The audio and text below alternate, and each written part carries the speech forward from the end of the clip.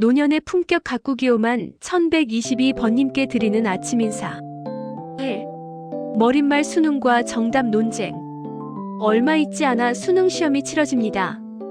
고교 교문마다 끝까지 포기하지 말자, 마지막까지 집중하자는 격려문이 붙어 있습니다. 그런데 매년 수능이 끝나면 어김없이 정답 논쟁이 벌어지지요. 이른바 정답은 하나다라는 교육의 전제가 우리 사회의 사고방식 전체를 지배하고 있음을 보여줍니다.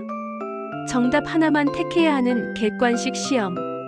생각의 과정보다 결과만을 평가하는 시험. 그 안에는 이미 창의와 다양성이 설 자리가 없습니다. 만약 수학조차도 주관식으로 바꾸어 정답에 이르지 못했더라도 사고의 과정을 평가한다면 어떨까요? 그 아이가 어떻게 생각했는가를 살펴보는 교육이 비로소 사람을 키우는 교육일 것입니다. 오늘의 화두는 정답만이 옳은가 다양성의 힘을 생각하며입니다. 정답 중심 사회의 위험 발전의 족쇄를 채우다. 대부분의 복잡한 사회 현상에는 단일한 정답이 존재하기 어렵습니다. 그러나 사회가 단 하나의 정답이나 이데올로기만을 내세우며 강요하는 순간 그 사회는 경직되고 혁신이 멈추게 됩니다. 이는 비판과 대안적 사고를 봉쇄하여 사회 변화와 발전을 위한 동력을 상실하게 만들기 때문입니다. 지금까지 우리 사회는 너무 오래 정답 중심으로 살아왔습니다. 틀리면 안 된다. 다수의 의견이 곧 옳다는 암묵적 규율 내에서 사람들은 생각을 멈추고 자기 생각을 감춥니다. 그 결과 사회는 점점 획일화되고 발전의 길을 잃습니다. 3. 역사로 본 정답 강요의 대가. 역사를 돌아보면 정답만을 강요한 사회가 결코 번영하지 못했습니다. 중세 유럽의 교회 중심 사회는 하늘의 진리를 독점하며 과학적 탐구를 이단으로 몰았습니다. 코페르니쿠스와 갈릴레오가 지구가 돈다고 말했을 때 그들의 입을 막은 것은 권력이었고 그 대가는 지적 암흑기였습니다. 일제 말기의 군국주의 일본도 마찬가지였습니다. 천황은 신이다라는 하나의 이념 외에는 어떤 이견도 용납되지 않았습니다. 비판은 곧 반역이 되었고 국민 전체가 한 방향으로만 움직였습니다. 그 결과는 참혹한 패망이었습니다. 또한 중국의 문화대혁명 시기에 마오쩌둥 사상만이 유일한 진리로 강요되면서 학문과 기술 등 사회 전반의 지적 활동이 마비되고 10년간 엄청난 퇴보를 겪었습니다. 이처럼 단일 정답 강요는 발전의 족쇄를 채우고 퇴보를 가속화하는 명확한 증거입니다. 4. 다양성이 살아있는 사회. 다양성 결핍 패망으로 흐르는 길.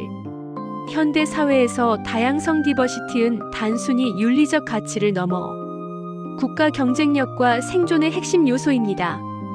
다양성에 훈련되지 않은 사회는 외부 환경 변화나 복잡한 문제 발생 시 유연성을 잃고 단 하나의 사고방식으로만 대응하며 결국 지리멸렬하게 되어 국제 경쟁에서 도태될 가능성이 높습니다.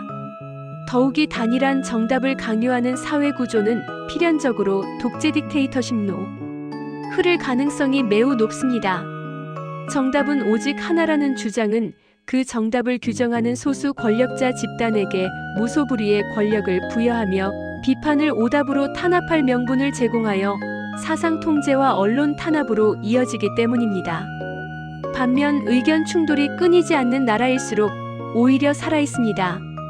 미국 사회가 그 좋은 예입니다. 언론과 시민이 대통령을 향해 거침없이 비판하고 거리의 시위가 매일 벌어집니다. 소란스러워 보이지만 그 속에서 자기 정화와 혁신의 에너지가 자랍니다. 서로 다른 생각이 부딪히며 새로운 가능성이 열리는 것입니다. 이와 달리 소련의 붕괴는 다양성이 결여된 사회의 말로를 보여줍니다. 공산당 일당 독재 아래에서 비판과 토론의 통로가 사라졌고 거대한 제국이었지만 내부의 자생력이 말라버렸습니다. 결국 스스로 붕괴하고 말았습니다. 5. 교육이 잃어버린 것. 정답만 가르치고 객관식만 익히는 교육은 틀리지 않기 위해 생각을 멈추는 사람을 길러냅니다. 암기력은 늘지만 사고력은 줄고 창의성은 움츠러들며 결국 사회는 모방과 추종만 남게 됩니다. 문제의 다면적 분석보다는 정답을 빨리 찾는 스킬에 집중하게 하여 정답이 없는 문제에 대한 사유 능력을 상실하게 합니다. 단일 정답만 가르치는 객관식 위주의 교육은 학생들에게 창의성 및 비판적 사고의 질식을 가져옵니다. 이는 암기를 통해 정답을 맞출 수는 있어도 지식의 맥락적 이해를 놓치게 만드는 결과를 낳습니다. 6. 어린아이의 질문이 가르쳐주는 것. 하지만 때로는 어린아이의 천진무구한 질문이 굳어버린 사고의 벽을 깨뜨립니다. 왜 하늘은 파래요? 왜 어른은 항상 오라요? 이런 순진한 물음에는 사회화되지 않은 진실이 숨어 있습니다. 그것이 바로 창의력의 씨앗이지요. 이는 성인이 사회화의 필터 때문에 보지 못하는 관습의 비합리성이나 문제의 본질을 순수한 시각으로 꿰뚫어보는 독창성의 발현입니다. 그러나 사회규범과 남의 눈치를 보는 문화는 이러한 비주류적 사고나 현상에 대한 비판적 태도를 위축시키며 결국 사회 발전의 족쇄를 채우게 됩니다. 스티브 잡스가 세상은 우리가 바꿀 수 있다고 믿었던 것도 그 순수한 믿음 덕분이었습니다. 그가 기존의 정답을 거부했기에 오늘날 우리는 손안에 작은 컴퓨터, 아이폰을 갖게 된 것입니다. 7. 진정한 배움의 길. 결국 문제는 정답이 아니라 사고의 자유입니다. 정답이 하나뿐인 사회는 편하지만 그 편안함이 바로 쇠퇴의 시작입니다. 서로 다른 생각이 부딪히는 곳에서만 진보가 탄생합니다. 따라서 우리는 교육에서, 사회에서, 문화 속에서 틀릴 자유 묻는 용기, 다르게 보는 눈을 길러야 합니다. 8. 맺는 말 정답을 넘어 진리를 향하여. 이제 수능의 정답 논쟁이 끝난 뒤에도 우리 사회는 더 큰 질문을 던져야 합니다. 정답만을 추구하는 삶이 정말 옳은가? 삶에는 언제나 여러 길이 있고 그 길마다의 의미가 있습니다.